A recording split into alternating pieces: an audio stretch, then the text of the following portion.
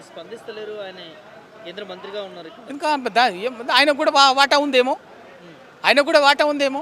లేకపోతే ఇప్పుడు రాష్ట్ర ప్రభుత్వానికి ఎంత బాధ్యత ఉన్నదో, ఎంత అథారిటీ ఉన్న అధికారం ఉన్నదో సింగరేణి మీద, సేమ్ కేంద్ర ప్రభుత్వానికి కూడా అథారిటీ ఉన్న అధికారం ఉన్నది, బాధ్యత ఉన్నది. మరి రాష్ట్ర ప్రభుత్వం యాజమాన్యంలో, ప్రత్యక్ష యాజమాన్యంలో ఉన్నటువంటి రాష్ట్ర ప్రభుత్వంలో ఇంత అవినీతి పాల్పడిందని దొరికిపోయిన తర్వాత కూడా కేంద్ర ప్రభుత్వము చర్య తీసుకుంటలేదు అంటే ఇద్దరు కలిసి ఈ దొంగ నాటకానికి, ఈ దోపిడికి, ఈ కుంభకోణానికి కేంద్ర ప్రభుత్వంలోని పెద్దలు, రాష్ట్ర ప్రభుత్వంలోని పెద్దలు కూడబలుకొనే ఈ కుంభకోణానికి పాల్పడ్డారు అన్నదే అర్థమవుతుంది. అందుకోసమే ఒక ప్రధాన ప్రతిపక్ష పార్టీగా తెలంగాణకు కొంగు బంగారం లాంటి సింగరేణి సంస్థని కాపాడుకోవడం కోసము వీళ్ళ అందరూ కలిసి ఇప్పుడు గవర్నర్ గారిని కలుస్తున్నాం.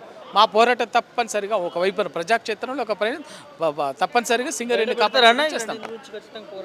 వదిలిపెట్టేది లేదు. ఇంతవరకు అయితే తీసుకొచ్చినాం కదా, ఇంతవరకు తీసుకొచ్చినాము. భయపడే ఇవాళ ఒక టెండర్ని అయితే రద్దు చేసిండ్రు కదా, ఒక టెండర్ని రద్దు చేసిండ్రు.